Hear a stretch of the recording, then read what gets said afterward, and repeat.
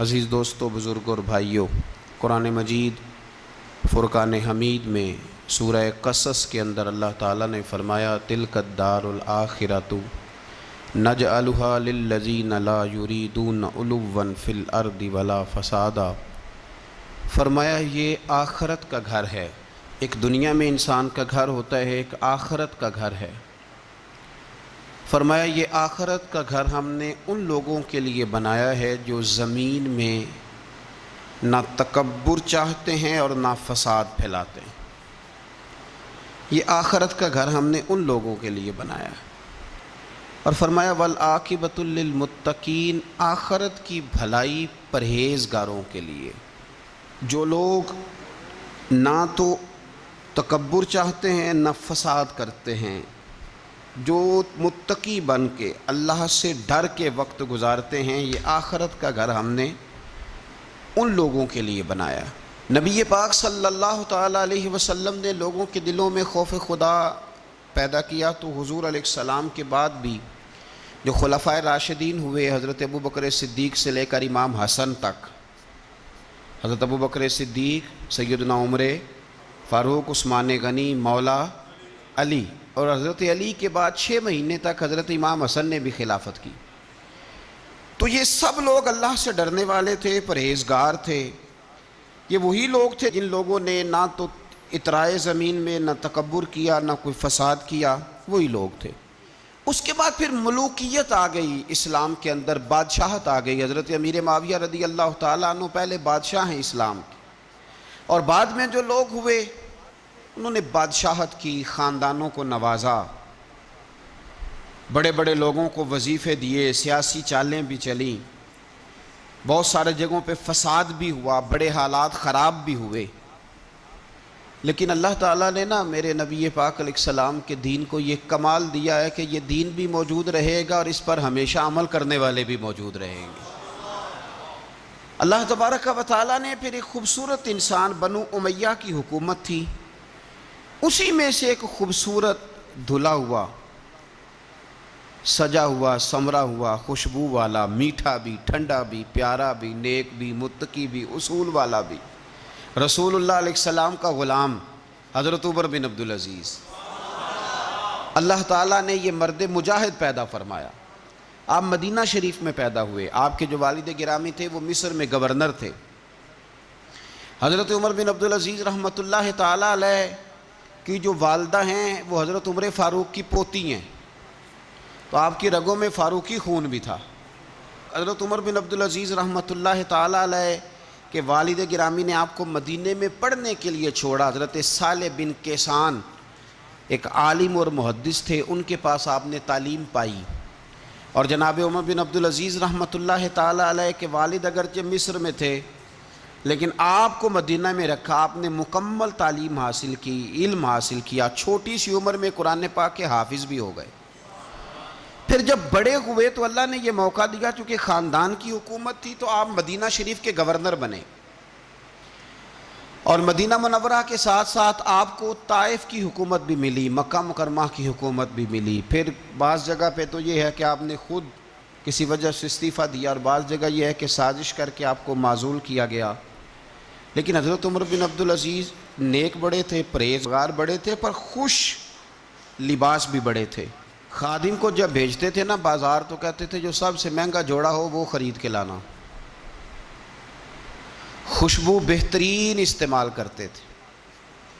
جب گزرتے تھے تو لوگوں کو پتہ چلتا تھا کہ کوئی عام نہیں گزرا، عمر بن عبدالعزیز گزرے۔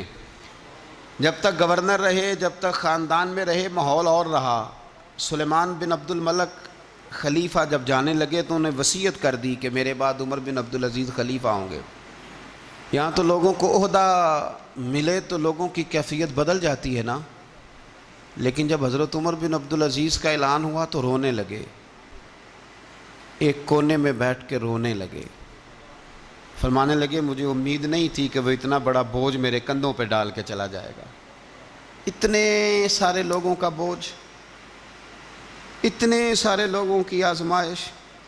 خیر چونکہ وصیت تھی، آپ کی بیعت لی گئی۔ بیعت لینے کے بعد آپ ممبر پہ چڑھے تو فرمایا لوگوں میں تمہیں آزاد کرتا ہوں، اگر تم میرے علاوہ کسی کو حکمران بنانا چاہو تو مجھے کوئی اعتراض نہیں ہے۔ لوگوں نے کہا نہیں، آپ ہی ہمارے حکمران ہوں گے۔ حضرت عمر بن عبدالعزیز دنیا اسلام کے اندر ایسی مثال ہیں، اچھی طرح سمجھ لیں کہ جب حالات اب نہیں اب تر ہو گئے تھے، بد نہیں بدترین ہو گئے تھے، اور بڑے بڑے لوگوں نے عجیب ماحول گھڑ لیے تھے، اس ماحول میں آئے، لمبی نہیں 2.5 سال حکومت کی صرف، لیکن لوگوں کو حضرت صدیق اکبر کی یاد آنے لگی، لوگوں کو سیدنا فاروق اعظم کیا۔ آپ کی جو بیوی تھی وہ بھی بادشاہ کی بیٹی تھی، بادشاہ کی بیوی بھی بن گئی۔ پہلے دن اپنی بیوی سے کہا کہ اب ہم بن گئے ہیں امیر، اب ہمارے ذمے بہت ساری ذمہ داریاں ہیں، اب حالات اس طرح کے نہیں ہوں گے جس طرح کے پہلے ہوا کرتے تھے، اب تمہیں میرا ساتھ دینا ہے، اپنا سارا زیور دو، میں بیت المال میں جمع کرانا چاہتا ہوں۔ یہ بڑا مشکل کام ہوتا ہے کسی خاتون کے لیے، سارا مال وہاں جمع کرا دیا۔ پہلے دن ہی سارے کپڑے سپڑے حضرت عمر نے اپنے خیرات کر دیے، سادہ لباس پہن لیا، اور بڑی تھوڑی غذا گھر میں آتی تھی، بیت المال سے تھوڑا سا وظیفہ، جائیدادیں ساری دے دیں اللہ کے راستے میں، غریبوں میں بانٹ دیں۔ ایک دن گھر میں تشریف لائے تو بچیوں نے منہ پہ ہاتھ رکھ لیا۔ حضرت عمر بن عبدالعزیز بات کرتے ہیں تو بیٹیاں منہ چھپا لیتی ہیں، پتر کیا بات ہے، میرے منہ سے بدبو آ رہی ہے، منہ چھپاتی ہو؟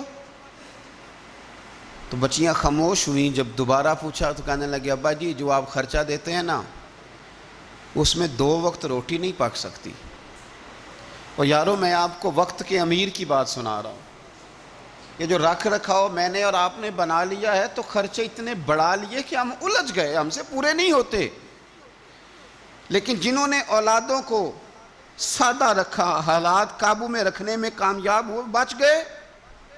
میرے نبی کریم صلی اللہ علیہ وسلم نے فرمایا ضرورت کے مطابق جسے اللہ نے روزی دے دی وہ کامیاب ہو گیا، لیکن ہم بہت الجھ گئے، بہت دور نکل گئے۔ بیٹیوں نے منہ میں ہاتھ رکھا، پتر کیا بات ہے ابا جی، جتنے پیسے آپ لاتے ہیں 2 وقت کی روٹی نہیں پک سکتی، تو ہم نے پیاز سے روٹی کھائی ہے، منہ سے بدبو آ رہی ہے، تو اس لیے آپ کے سامنے منہ نہیں کھولا کہ آپ کو کراہت ہوگی۔ تو حضرت عمر بن عبدالعزیز آنکھوں میں آنسو تو آئے، پر کہنے لگے یا اللہ تیرا شکر ہے کہ جس جگہ میں اپنی اولاد کو کھڑا کرنا چاہتا تھا میری اولاد وہاں کھڑی ہو گئی ہے۔ یہ پیاز سے روٹی کھا کے بھی شکر ادا کرتی، پیاز سے روٹی کھا کے بھی۔ حضرت عمر بن عبدالعزیز نے اپنے گھر کے اندر عید والے دن بیٹیوں نے کہا ابا جی جوڑے پرانے ہیں، یارو ہو جاتا ہے، بس تھوڑا سا نا توجہ کی ضرورت ہے، ہو جاتا ہے، نئے کپڑے لینے ہیں۔